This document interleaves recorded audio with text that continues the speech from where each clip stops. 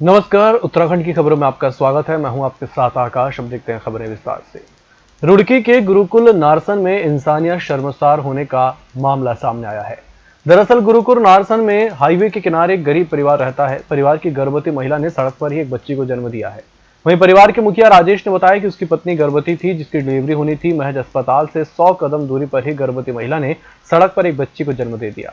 बच्ची के जन्म के बाद बच्ची का पिता नवजात बच्ची को गुरुकुल नारसन के सामुदायिक स्वास्थ्य केंद्र में लेकर आया, जबकि उक्त व्यक्ति जच्चा को सामुदायिक स्वास्थ्य केंद्र लाने में असमर्थ था।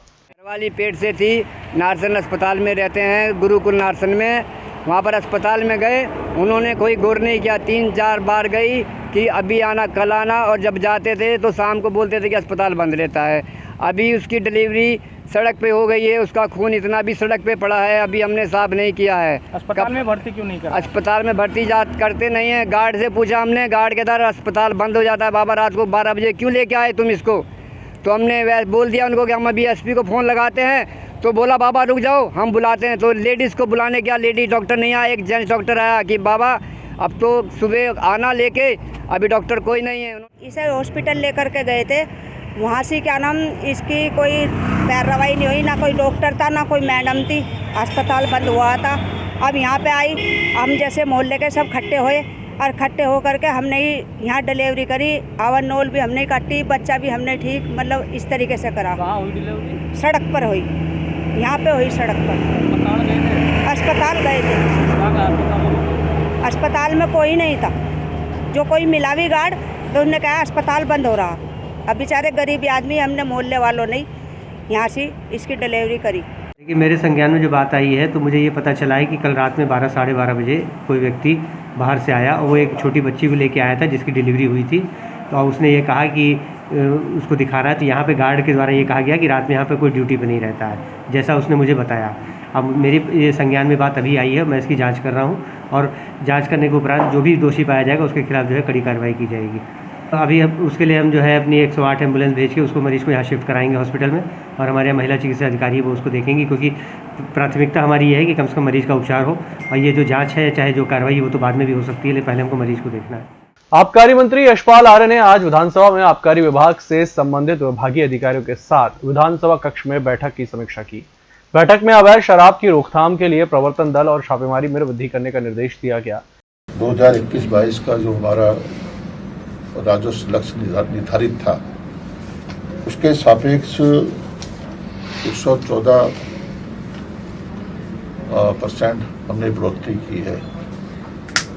कोविड के बावजूद भी हमें लक्ष्य प्राप्ति का जो लक्ष्य था उससे हमें 114% हमने राजस्व प्राप्त किया है। लेकिन दूसरी तरफ जो मैंने आज कहा है कि जो 4 वर्षों का अधिभार जो बकाया है, 4 वर्षों का, वो 93 करोड़ रुपया है। ये बहुत बड़ी गंभीर मामला है, लापरवाही भी है। मैंने आज अधिकारियों से कहा है कि आखिरकार यह 4 वर्षों में 93 करोड़ रुपये की वसूली की वजह क्या रही, क्यों वसूली नहीं की गई और कौन लोग इसमें संलिप्त हैं। जो भी संबंधित डीओ हैं उन्होंने क्या कार्रवाई की, क्या नोटिस भेजना ही पर्याप्त था, इसको हमने गंभीरता से लिया है। जो हमारी प्रवर्तन दल हैं उन्होंने विगत वर्षों में उनकी क्या भूमिका रही, जो उनका रोल होता है, अवैध शराब है, स्मगलिंग का जो शराब आती है, उसकी रोकथाम के लिए उन्हें क्या कदम उठाए हैं, उसके बारे में भी जानकारी ली है।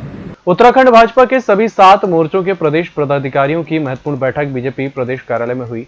बैठक में मुख्यमंत्री पुष्कर सिंह धामी, प्रदेश अध्यक्ष मदन कौशिक, प्रदेश महामंत्री संगठन अजय कुमार ने मोर्चे के पदाधिकारियों को दिशा निर्देश दिए। भाजपा प्रदेश अध्यक्ष मदन कौशिक ने कहा कि चुनाव में मोर्चे की क्या कुछ भूमिका रहेगी, उन सभी चीजों को लेकर आज मोर्चे के पदाधिकारियों को अवगत कराया गया है। सभी मोर्चों के पदाधिकारी और अध्यक्ष और प्रभारी आज बैठक में थे। अगले चुनाव की दृष्टि से उनको क्या काम देना है, आप अपने मोर्चे के आधार पर उनको और अंतिम छोर तक बैठे हुए व्यक्ति तक जाकर और इस प्रकार पार्टी को मजबूत करें, ऐसी अपेक्षा उनसे की गई है। अब अपने मोर्चे के एजेंडे को लेकर वो समाज के बीच में जाएंगे। किच्चा के शहरी क्षेत्र में पिछले 1 महीने से नाबालिग बच्ची का सुराग न लगने से भड़के परिजनों ने आज किच्चा कोतवाली परिसर के बाहर उत्तराखंड के पूर्व स्वास्थ्य मंत्री तिलक राज बेहड़ के नेतृत्व में धरना प्रदर्शन कर दिया। गायब हुई है, वो 14 साल की है, वो मेरी बहन है। वो आनंदपुर से गायब हुई है अपनी नानी के घर से, और 14-15 मतलब 25 दिन हो चुके हैं, अभी तक कोई भी इंफॉर्मेशन कहीं से कहीं तक नहीं मिली। हम बराबर आते रहते हैं थाने में, बस बोलते रहते हैं कि हाँ पता लगा रहे हैं, ट्रेस पे नंबर है, ट्रेस पे नंबर है, तो ऐसे करके कुछ भी पता नहीं लगा है अभी तक। एक लड़की है मीनू, और वो आज 20-25 दिन से ज़्यादा दिन हो गए लापता है, और पुलिस कुछ नहीं कर रही। FIR भी लिखी गई है, नाबालिग लड़की को ढूंढ नहीं पा रही है, और बराबर पुलिस से कहा जा रहा है, पुलिस जानबूझकर उसमें जो है काम नहीं कर रही, लापरवाही कर रही है।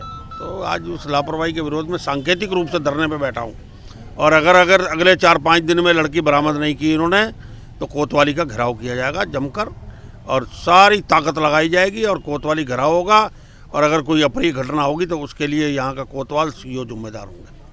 क्योंकि एक नाबालिग लड़की 17/6 से गुमशुदा थी। इस संबंध में थाना आजाब पे 365 का अभियोग पंजीकृत किया जा चुका है, और उसी दिन से इसमें विवेचना की कार्रवाई की जा रही है। इसमें SOG टीम द्वारा भी कार्रवाई की जा रही है, और शीघ्र हम लड़के की बरामदी कर ली जाएगी। कुमाऊं के सबसे बड़े सुशीला तिवारी अस्पताल में एक बार फिर से जूनियर डॉक्टरों के द्वारा मरीज की तीमारदारों के साथ बदसलूकी किए जाने का मामला सामने आया है। देर रात अस्पताल में जमकर हंगामा और मारपीट हुई, जिसके बाद पुलिस ने घटना की जांच शुरू कर दी है। दरअसल हल्द्वानी के धान मिल में रहने वाले योगेश अपने पिता का इलाज कराने अस्पताल आए थे, जहां जूनियर डॉक्टरों ने उनके साथ मारपीट कर दी और बदसलूकी की। मारपीट में मरीज के परिजनों को काफी चोट आई है, जिनको बेस हॉस्पिटल में इलाज के लिए लाया गया है।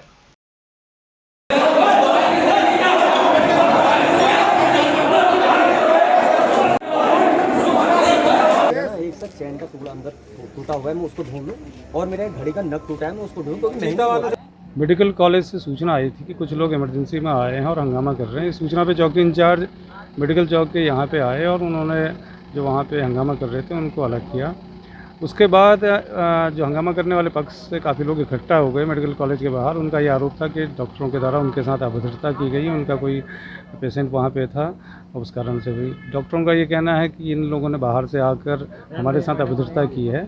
दोनों लोगों की जो बातें सुनी गई हैं और उनको उनसे तहरीर ली जा रही है। इसमें जांच की जाएगी। यहाँ पे CCTV मौजूद हैं इस इमरजेंसी रूम में, उनके बैकअप चेक किए जा रहे हैं, और जिसके द्वारा गलती की गई होगी उसके खिलाफ कार्रवाई की जाएगी। ये अभी हमने एक तरफा सुना, उनको भी सुनेंगे क्या है, इनका क्या कहना है। डॉक्टर प्रकाश किसके नेतृत्व में इलाज चल रहा है? एक तरफा वर्जन सुना है ना, मतलब उनका सुना है, उन्हीं का पूछ रहा है। उनका ये है कि सब वो कहते हैं कि एक वहाँ डॉक्टर साहब लोग थे, कोई जहर खा हुआ मरीज था, उसको देखा जा रहा था। इतने में कोई मरीज और आया, कहते चलने में कमजोरी हो रही, तो जो डॉक्टर साहब ने सुना, उनको शायद कहा होगा ड्यूटी में थे जो मेडिसिन के, कि आप चल के दिखाओ, हम देखना चाहते चलने में तकलीफ हो रही कि नहीं हो रही है। तो उन्होंने कहा कि आपको ये बात पसंद नहीं है। उन्होंने कहा कि ये आपको मजाक सूझे कि हाँ चलने बोल रहे हैं, परेशानी हो रही है, इसमें हो रहे हो। इसको लेकर उनकी कहा सुनी हो गई इसमें, तो इसमें लेकर चली गया। तो ये बोला कि अगर आपको पसंद नहीं है देखो तो आप कहीं और दिखा लो, फिर नहीं हो तो हम चले। वो गए और फिर वो मॉब लेकर के आ गए। धारचूला कुलागाड़ नाले में BRO का बड़ा पुल 48 मीटर लंबा लागत लगभग 4 करोड़ जो भयंकर बरसाती नाले के बहाव में पूर्ण रूप से जमींदोज हो गया। BRO द्वारा संचालित उक्त मार्ग चाइना बॉर्डर और दारमा व अन्य वैलियों के लगभग 150 गांवों को जोड़ता है। अति महत्वपूर्ण की सामरिक दृष्टि की सड़क का पुल जल्द बनना अभी संभव नहीं लग रहा। उपजिलाधिकारी ने SDRF की मदद से वैकल्पिक मार्ग बनाया है।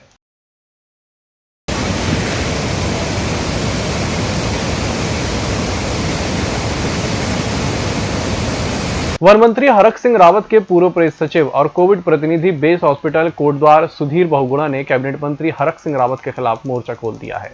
काफी लंबे समय सुधीर बहुगुणा सोशल मीडिया के माध्यम से मंत्री से अपने भुगतान की मांग करते आ रहे हैं, लेकिन मंत्री के द्वारा पीड़ित कार्यकर्ता का भुगतान नहीं किया गया, जिस कारण आज मजबूरन वन मंत्री के पूर्व प्रेस सचिव सुधीर बहुगुणा ने अपनी भुगतान की मांग को लेकर कोटद्वार में भाजपा कैंप कार्यालय, महिला उत्थान और बाल कल्याण संस्था के ऑफिस और वन मंत्री के आवास में सांकेतिक धरना दिया।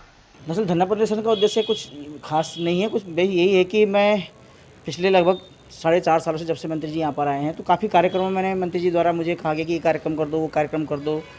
महिला उत्थान का भी इनका कार्यक्रम था, महिला उत्थान वालों का, जिसमें 6000 लेडीज़ों के लिए खाने की व्यवस्था थी। वैसे तो खैर 1500 की थी, पर बाद में बढ़ गया था, फिर 6000 की व्यवस्था हो गई, तो कम से कम 3.5 लाख का उसमें मेरा खर्चा आया। तो इनके द्वारा GNG एक संस्था थी जो कौशल विकास का कार्यक्रम करती है, उसके द्वारा मुझे 1,40,000 तो मुझे दे दिए गए, उसमें से भी 18% GST कट गया। तो वो 3.5 लाख में से 1,40,000 मुझे मिले हैं। 2,10,000 का तब से हिसाब चल रहा है। मैं कई बार अनुकृति गोसाई से मिला, मैंने उनसे बोला भाई मेरे हिसाब करा दो, मैं गरीब आदमी, मुझे पूरे 3.5 लाख में ज़्यादा 10-20 हज़ार मुझे बचेंगे। पर इनके द्वारा लगातार 2-2.5 साल हो गए, तब से को करे GNG के पास जो है, और GNG वाले करे भाई अनुकृति ने तो हमसे 3 लाख के लिए कहा था, हमारा 6-7 लाख रुपये खर्चा हो गया, ट्रकों का किराया भी दे दिया, अलाना दे दिया, हम इससे ज़्यादा नहीं दे सकते, जितना आपको दे दिया। तो इतना हिसाब है। इस लालढंग चिरर खाल मार्ग था, उसके लिए मंत्री जी ने कहा कि भाई 2-4 बड़ियों से बाज़ार से सामान दिला दो। 30-35 लाख का सामान दिलाया, वो आज वैसी का वैसी वो उधार पड़ा है, वो लोग मुझे परेशान कर रहे हैं। अभी बंशीधर भगत जी आए थे जब प्रदेश अध्यक्ष थे, तो 1,15,000 का उसमें हिसाब था। प्रचार प्रसार, पुस्तिकाएँ बनाई, बहुत सारी चीज़ें थी, तो उसमें से 17,000 मुझे मिले, बाकी अभी तक उधार नहीं। उन्होंने कहा कि मंत्री जी देंगे, मंत्री जी के सामने बैठ के बात हुई कि हाँ मैं दूंगा, तब से वो नहीं दे रहे हैं। अभी कोरोना काल आया, कोरोना काल में भी उन्होंने दवाइयाँ बंटवाई, लगभग 550 की किट है, 300 किट बांटी हमने। उसके बाद उधार मिला जब बंद हो गया, तो हमने किट बांधनी बंद कर दी, क्योंकि कार्यकर्ताओं के फ़ोन आने लग गए थे, तो हमने बंद कर दी। इसके अलावा उन्होंने जब मेरा प्रोग्राम अभी हुआ था, सांस्कृतिक प्रोग्राम, उसमें 1 लाख रुपये कलाकारों के लिए देने के लिए कहा था, 2 लाख रुपये संस्था को देने के लिए कहा था, वो भी नहीं दिए। इससे पहले जरी खाल में उन्होंने कार्यक्रम कराया था, उसमें 2 लाख रुपये देने के लिए कहा था, वो भी नहीं दिए। तो तब से काफ़ी ये चल रहा है। अब मैं लगातार उनसे कह रहा हूँ कि भाई मेरे भी बच्चे हैं, क्योंकि 2 साल से मेरे भी कार्यक्रम बंद हुए पड़े हैं। अगर मेरे कार्यक्रम चलते रहते तो मेरे घर का खर्चा चलता रहता, तो मुझे कोई दिक्कत नहीं थी।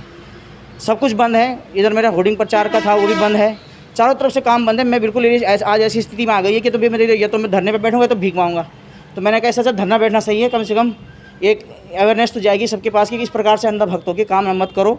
और कम से कम ये उन नेताओं के लिए भी सबक है जो इस प्रकार से कार्यकर्ताओं का उत्पीड़न करते हैं। मैंने अभी आज सांकेतिक किया है, और मैंने अभी ये कहा है कि 1 हफ्ते का टाइम मैंने दिया है। अगर 1 हफ्ते में नहीं होगा तो मैं फिर अपने बच्चों के संग बैठूंगा। मेरे 2 छोटे बच्चे हैं, मेरी बीवी है, उनके साथ भी मैं धरने में बैठूंगा।